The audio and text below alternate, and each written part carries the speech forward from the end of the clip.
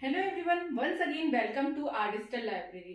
हम आज कौमार भ्रत्य का सिलेबस वाइज टॉपिक नंबर 3 दिया हुआ है, जो वय विभाजन, जिसको हम एज डिस्ट्रीब्यूशन भी बोलते हैं, उसको कवर करेंगे अकॉर्डिंग टू वेरियस आचार्य। तो ये AIPGT यानी पीजी के लिए भी बहुत इंपॉर्टेंट है और आपकी यूजी में भी इससे क्वेश्चन आते हैं। साथ ही साथ मैं बता दूं, चरक से लेके थर्ड ईयर के जितने भी सब्जेक्ट्स हैं सबकी प्लेलिस्ट बन चुकी है और videos regular syllabus wise upload हो रहे हैं। आप वहां से अपनी प्रिपरेशन बूस्ट कर सकते हैं और फर्स्ट ईयर और सेकेंड ईयर के भी सारे सब्जेक्ट्स अवेलेबल हैं। आपको यदि कुछ चीज ना मिले तो आप मुझे कमेंट करके बता सकते हैं। आज हम देखते हैं वय विभाजन। वय विभाजन मीन्स होता है एज डिस्ट्रीब्यूशन। तो किस तरीके से आचार्यों ने हमारी एजिंग प्रोसेस को नाम दिया, किस तरीके से वर्णन किया, उसको हम आज डिस्कस करेंगे। फर्स्ट है आचार्य काश्यप के अनुसार। तो उन्होंने गर्भावस्था किस चीज को बोला, जब से प्रेगनेंसी स्टार्ट होगी यानी फर्टिलाइजेशन से लेके बालक के जन्म तक का जो समय है उसको उन्होंने गर्भावस्था बोल दिया। अब जब जन्म से लेकर बच्चा 1 वर्ष का हो जाता है वहां तक उन्होंने बालावस्था बोला। फिर 2 वर्ष से लेके 16 वर्ष तक की आयु उसकी कौमारावस्था कहलाएगी। 16 से 34 वर्ष जो होगा वो यौवन अवस्था कहलाएगी। 34 से 70 वर्ष जो है वो मध्यम अवस्था और 70 के बाद मृत्यु पर्यंत तक वृद्धावस्था कहलाती। यानी इन्होंने 6 पार्ट में डिवाइड किया। गर्भावस्था जन्म तक, बाल्यावस्था 1 वर्ष तक, कौमार अवस्था 2 से 16 वर्ष, यौवन अवस्था 16 से 34 वर्ष, मध्यम अवस्था 34 से 70 वर्ष और वृद्धावस्था 70 से मृत्यु पर्यंत। तो क्वेश्चन इस तरीके से आता है, आपको बोल देगा कि कौमार अवस्था काश्यप के अनुसार क्या मानी गई है, तो आपको ऑप्शंस में से ये चीज चूज करनी पड़ेगी। अब देखते हैं नेक्स्ट आचार्य चरक के अनुसार। अब आचार्य चरक ने 3 पार्ट में डिवाइड किया गया है, बाल, मध्य और जीर्ण अवस्था। तो बाल अवस्था में भी 2 पार्ट आते हैं। जब आप इनकी डिटेलिंग बुक से पढ़ेंगे, डिटेलिंग तो हम लिख सकते हैं, हमें ये पीजी के हिसाब से या फिर जो एमसीक्यू हमारे सही होने चाहिए उसके हिसाब से ये पॉइंट्स है। तो बाल अवस्था को उन्होंने 1 से 16 वर्ष में पहले डिवाइड किया। इस अवस्था में जो धातु है वो कम उनका क्षय होता है, यानी ओज भी कम अमाउंट में रहता है, बल कम रहता है। तो इस तरीके से बाल अवस्था को उन्होंने 2 पार्ट में डिवाइड किया, एक तो 1 से 16 वर्ष तक और दूसरा होता है 16 से 30 वर्ष तक। आप डिटेलिंग देख सकते हैं। तो इस तरीके से बाल अवस्था को उन्होंने 2 पार्ट में डिवाइड किया। देन आती है मध्यम अवस्था। तो 30 से लेके 60 वर्ष तक है, जिसको हम मध्यम अवस्था बोलते हैं अकॉर्डिंग टू चरक। और जीर्ण अवस्था या वृद्धावस्था तो 60 से लेके 100 वर्ष तक हम जीर्ण अवस्था बोलते हैं। तो ये अकॉर्डिंग टू आचार्य चरक आते हैं क्वेश्चन। तो आपको 3 अवस्थाएं ध्यान रखनी है, बाल, मध्य और जीर्ण। अकॉर्डिंग टू आचार्य सुश्रुत, इन्होंने भी 3 पार्ट में डिवाइड किए हैं। सबसे पहले आती है बाल अवस्था, देन मध्य अवस्था, देन वृद्धावस्था। अब बाल अवस्था में भी 3 पार्ट में डिवाइड किए गए हैं, शीरक, शीर अन्नाद और अन्नाद। शीरक का मतलब होता है ऐसा बच्चा या ऐसा बालक जो सिर्फ शीर यानी दुग्ध के सहारे, मतलब उसका भोजन है सिर्फ दूध पीता है। तो 1 वर्ष तक की आयु शीरक बता दी गई। देन शीर दूध के साथ साथ कुछ कुछ अन्य खाना भी उसने शुरू कर दिया, तो शीर अन्नाद होता है 2 वर्ष। और पूर्णतः अन्न पे जो हो गया तो अन्नाद यानी 2 से 16 वर्ष। यहाँ पे शीर का मतलब है धात्री का शीर यानी माँ का दूध।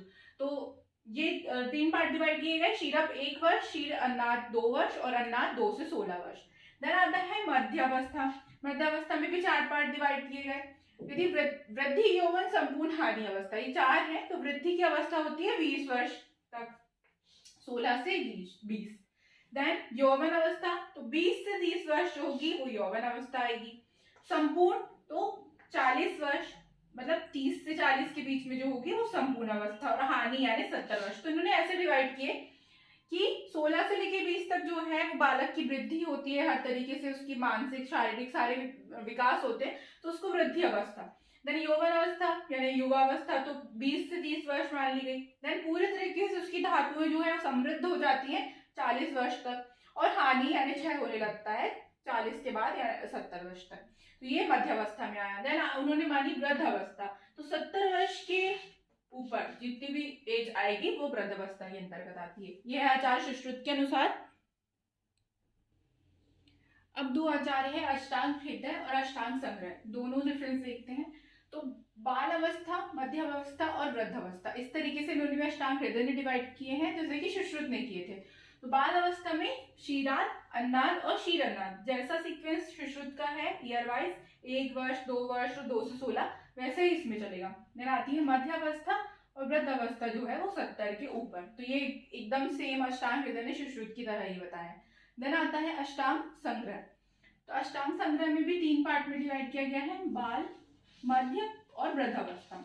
अब बाल अवस्था क्या होती है, तो इन्होंने सिर्फ नाम चेंज कर दिए, बाकी आपको जो इसकी डिटेलिंग है वो सेम ही होगी। स्तन्य वृत्तियां, आहार वृत्तियां और उभय वृत्तियां। स्तन्य वृत्तियां क्या मतलब होता है, जो केवल स्तन्य पे दूध पर रहता है। आहार वृत्तियां जो आहार ग्रहण करता है, उभय मतलब दोनों, स्तन्य मतलब दूध भी और आहार भी। तो बाल अवस्था को उन्होंने 3 पार्ट में डिवाइड कर दिया, स्तन्य वृत्तियां, आहार वृत्तियां और उभय वृत्तियां।